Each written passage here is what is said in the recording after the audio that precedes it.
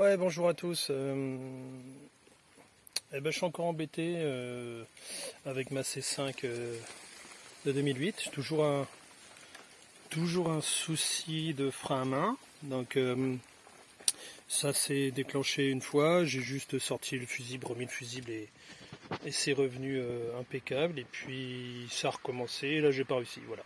J'ai sorti la batterie, sorti le fusible, nettoyé le porte-fusible et le problème est resté. Donc, ce que je vais faire, c'est passer Diagbox pour vérifier un petit peu ce qui va pas, parce que aujourd'hui, ce qui fait office de frein à main, c'est une vitesse engagée et puis une grosse pierre. Donc l'ensemble des tests est fait. Je vais dans la recherche de panne.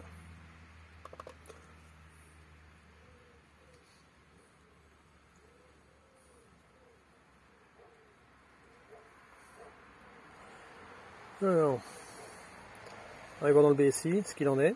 Alors, réinitialisation inattendue, on s'en fiche. Calculateur de frein, donc absence de communication. Calculateur de détection sous golfage, absence de communication. Boîtier de charge de batterie, ça c'est normal, il est tout oxydé. Communication avec le chargeur de CD, c'est normal, il n'y en a pas, il a été déclaré présent, mais il n'y en a pas. Et je crois que j'ai pas réussi à le retirer depuis. Moteur, recopie du turbo, oui, ça souvent. Relais d'alimentation du système d'injection premier étage, je ne sais pas ce que c'est. Préchauffage, c'est normal, les bougies sont un peu KO. Alors, défaut déclenchement automatique du frein de stationnement à commande électrique. Alors, défaut déclenchement automatique du frein, ok. Je vais peut-être aller voir directement dans le calculateur. Du frein électrique. Alors, je peux vous les. C'est le FSE.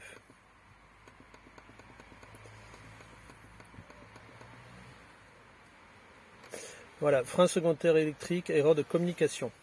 Donc un petit peu comme s'il n'était pas alimenté. Il ressemble beaucoup.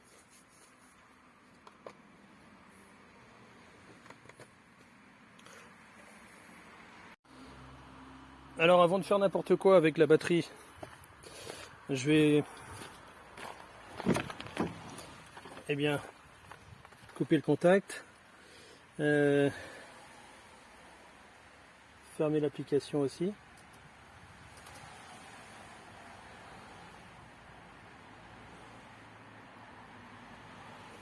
Voilà, parce que sinon ça va être un petit peu sévère comme arrêt. Voilà, j'ai juste à attendre quelques minutes que l'application s'arrête. C'est bon, c'est fait. Je mets l'ordinateur en veille. Et maintenant je peux débrancher la batterie, parce que sinon personne n'aurait apprécié réellement un arrêt brutal. Même si c'est toujours conseillé, vous coupez la voiture, enlevez le contact, laissez 5 minutes avant de débrancher la batterie. Bon, je vais y aller. La voiture me signale qu'elle n'est pas contente, puisque le frein à main est toujours KO. Alors, j'ai un peu avancé dans la recherche de panne. On a vu tout à l'heure le FSE, frein secondaire électrique, frein de secours électrique, pardon. Le calculateur ne communique pas. Bon, je vous montre ce que j'ai fait jusque-là. Donc, ce que j'ai fait, sortir la batterie, le boîtier de batterie, le cache batterie, la goulotte de filtre air, bon, le cache du capot numéro 1 et numéro 2 parce que j'ai deux bagnoles, le filtre air qui est là. Voilà, on a fait un peu de place. Donc c'est ici que ça se passe, comme d'habitude. J'ai sorti le fusible de 30 ampères, le dernier là. Hop, à côté de moi, l'espace libre. C'est celui-là. Et le voilà. Il est là. Je l'ai mis sur les pinces pour le tester. On va voir s'il est bon. Bon. Ça sonne. Tac, tac, tac. 0,5 ohm. Ce fusible est bon. Bon. C'est pas lui le problème. C'est-à-dire que s'il reçoit du courant, il le laisse passer. Après, donc c'est certainement au niveau de mes connexions, c'est un peu pourri. Et bien. Donc voilà ce qu'il y a derrière le bornier. Donc effectivement difficile de faire contact là-dedans. Donc une des broches qui reste sur le bornier, là il y a 4 broches, ça c'est une connexion du fusible. Et l'autre connexion eh ben, se fait là. Vous avez vu le bordel? Donc on va démonter, nettoyer tout ça. Alors j'ai complètement nettoyé. Donc voilà le petit cache jaune que je vais remplacer. J'ai démonté, décrassé ici, donc on est bien sur du cuivre. À l'origine c'est zingué, mais voilà. Là c'est un petit peu dérouillé aussi. Je vais tout remettre en place. Le plastique était devenu mou, donc je pense que l'acide de batterie a fini par le ramollir. Voilà, c'est pas forcément brûlé. Enfin, je suis sûr de rien, mais c'est voilà. J'ai pas l'impression que c'est eu un échauffement monstrueux non plus. Je remonte, je teste et puis je verrai ce que ça donne. Alors, concernant ce problème électrique sur le... Voilà, c'est mieux pour la lumière. Le frein à main, bah, j'en suis que j'ai remis le boîtier, trouvé un moyen de bloquer le connecteur. C'est du gros bricolage, hein. Il va falloir que je regarde la référence de la pièce et que je l'achète. Alors, je ne sais pas si c'est commun au 407 ou au C5 V6, mais je ne l'ai pas trouvé déjà dans celle que je démonte. Donc, je vous montre ce qu'il en est. Donc voilà, batterie en place, le boîtier est là. Donc j'ai un petit bout de plastique vert qui écrase le fusible bornier. Et ben voilà, tiens, il me restait celui-là à remettre. Et puis il y a aussi la goulotte ici.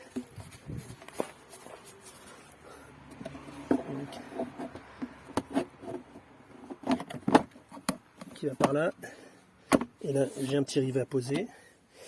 Qu'est-ce qu'il me reste? Le verrouillage. Alors tout ça, ça trempe dans l'eau parce que j'ai tout rincé et re-rincé.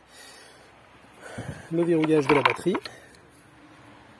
Donc il se met dans ce sens-là. On met comme ça et ça vient écraser là. Voilà. Je le serrais un petit peu au cliquet. Et bien je vais même le faire tout de suite. Voilà, c'est un système qui est extrêmement simple. Voilà. Ça avance et ça verrouille. Donc voilà, batterie attachée.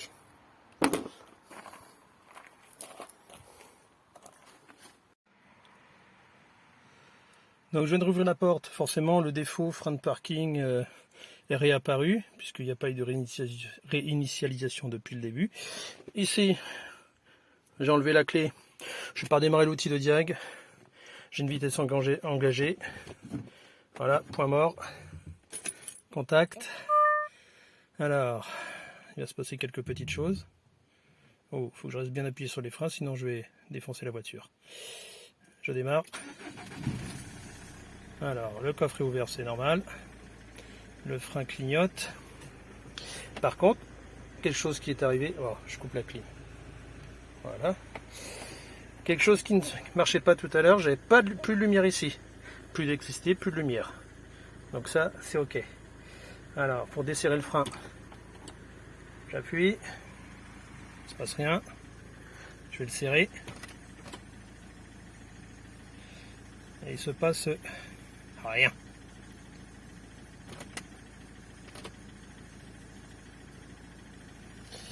Alors, donc j'ai retrouvé la lumière, mais rien d'autre.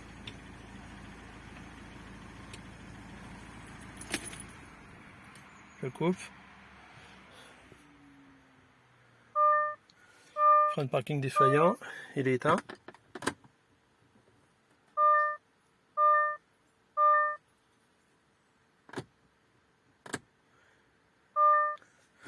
Ok, à chaque fois, j'ai une petite impulsion de courant.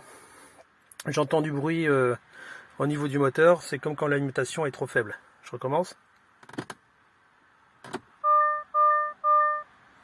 Frein de parking desserré, frein défaillant, service. Et je n'ai plus rien. Et il est rallumé.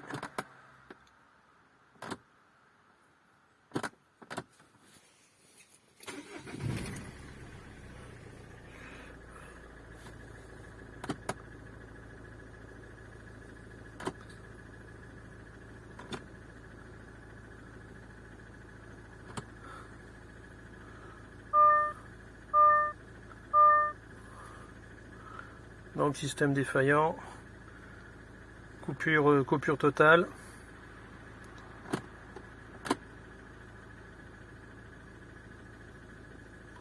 Bon bah je crois que j'ai pas mieux. J'ai pas mieux, problème électrique certes, mais est-ce que mon problème n'est pas plus large? Bon, je vais tester avec la machine. Donc j'ai fait quelques tests, comme je vous ai montré tout à l'heure, avec contact, pas contact, moteur en marche, pas moteur en marche, la lumière rouge qui s'allume sur la manette de frein à main ou qui s'éteignait, tac tac. Bon, là elle est allumée. J'ai pas redémarré, j'ai pas manipulé le frein, j'ai juste lancé un test et j'ai le boîtier, le calculateur du frein secondaire électrique qui apparaît dans la liste. Je vous montre ça. Voilà. Nous l'avons ici. Frein secondaire électrique. Alors. Je valide, donc avant toute intervention, zone sécurisée, oui, il ne faut pas que ce soit en pente, donc pas comme chez moi. Alors, bon, j'ai ma souris qui bug un peu. Voilà, je reviens en arrière, tac. Lecture des défauts. Alors, absence de communication avec le calculateur de contrôle de stabilité ESP. Alors ça, je suis épaté. Qu'est-ce que je peux faire? Test des actionneurs. Alors, la commande électrique. Bah oui, c'est bien sûr que c'est lui que je veux faire. Tac. Alors, desserrage.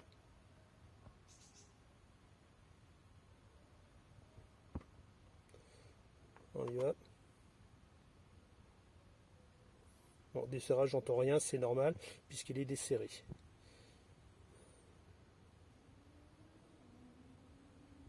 On va mettre validé pour tester. Écoutez le bruit du moteur, j'en ai pas. L'opération s'est bien déroulée, donc a priori les capteurs doivent indiquer que c'est au bon endroit. Je vais faire le serrage, en espérant que ça se passe bien.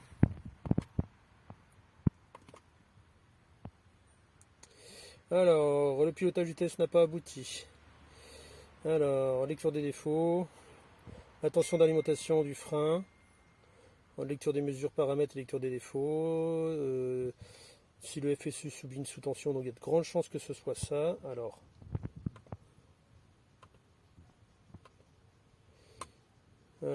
mesure des paramètres standards, information état du système.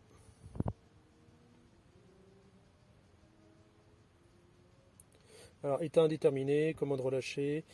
Voilà, ils n'en savent rien, donc le bouton est relâché. C'est surtout qu'il ne sait pas en quel état est le moteur. Je pense que c'est clairement mon souci d'alimentation électrique qui est à l'origine du problème. Bon. Pour l'instant, je vais laisser en stand-by. Je vais chercher la référence de la pièce. Donc, suite de cette vidéo où j'ai le souci de la connexion du frein à main électrique. Donc, j'avais fait une bidouille, voilà, assez infâme à base de plastique, de fil de cuivre pour maintenir la pression sur ce contact-là avec le fusible. Je viens d'acheter ce boîtier d'occasion. J'ai déjà retiré le boîtier jaune, voilà, il est entier. J'ai retiré les 3 fils qui étaient là, donc qui étaient là. Voilà. Donc la manip à faire, elle est plutôt simple. Je dévisse celui-là, je dévisse le gros et j'échange ce boîtier-là contre ce boîtier. Mais il faut que je récupère tous mes fils qui sont là et que je les échange. Donc voilà, c'est pas un gros boulot, c'est un petit peu minutieux pour sortir cela, ça prend du temps. Il y a des ergots, enfin des verrous à faire sauter pour tirer les fils. Je veux pas couper les fils, je veux pas les massacrer, je veux pas mettre de soudure à l'étain et puis de gaines thermo. Bien sûr, si j'ai pas le choix, je le ferai, mais tant que je peux éviter, c'est bien. Donc là, je vous mets en image la comparaison des deux ports fusibles. Donc il y en a qui a disparu, rongé, rogné, enfin bouffé entre parenthèses, entre autres par l'acide de batterie, mais vraiment très abîmé. Donc et celui de remplacement. J'aurais pu ne changer que la partie jaune et grise, puisque sur celle d'origine, la partie noire est encore intacte. Bon, ça a quand même un petit peu dérouillé, ça a été oxydé. Voilà, c'est pas super propre. Donc, ce qui vient de passer là, c'est la queue du chat. Voilà, et ben je continue d'échanger. Donc là, j'ai déjà mis les départs puissance, pas encore l'arrivée. Et je m'occupe de sortir tous les fils d'ici, c'est le plus long. Vous avez vu, même le fusible, normalement le fusible fait verrou, et bon, là il n'y a plus rien qui tient, donc c'est pour ça que j'avais pas forcément un bon contact. Donc j'en suis à l'étape où j'ai sorti les fils du bornier. Alors j'ai une différence entre le bornier de cette voiture et de celle sur laquelle j'ai récupéré le bornier, c'est qu'elle a deux fils ici. À place d'un seul gris, il y en a deux. Donc dans le rangement, c'est gris-orange, vide et le rose. Voilà. Donc la fiche du rose et la broche du rose n'est pas moche. Donc ça va aller très bien. Plus qu'à les brancher ici, les connecter ici, et puis réassembler tout ça. Donc petit boulot et au final grosse galère, mais petit boulot. Alors c'est maintenant l'heure de vérité. Donc j'ai tout remonté, vous avez vu dans la vidéo l'échange des boîtiers fusibles, donc ça c'est fait, j'ai remis le cache batterie, tout est nickel, la batterie est remontée, serrée. Le contact est mis, et bien on va voir si c'est ok. Donc voilà, pied sur le frein, contact mis, frein à main, desserré. Je ferme la porte, ça fera moins de bruit. Je resserre. Impeccable. Tout semble fonctionner, donc pour moi c'est bon. Voilà, une bonne chose de faite. Donc en tout cas, voilà, j'espère que cette vidéo vous aura appris que le frein à main sur la C5 peut tomber en panne à cause de son fusible. Alors maintenant vous savez de quel fusible il s'agit. Voilà, en tout cas j'espère que vous apprécierez ce petit dépannage. Alors c'est rien de très compliqué, il faut de la logique. Alors en termes d'outillage, j'ai parfois des questions sur où je trouve l'outillage. Eh bien il y en a une bonne partie que j'ai récupéré, je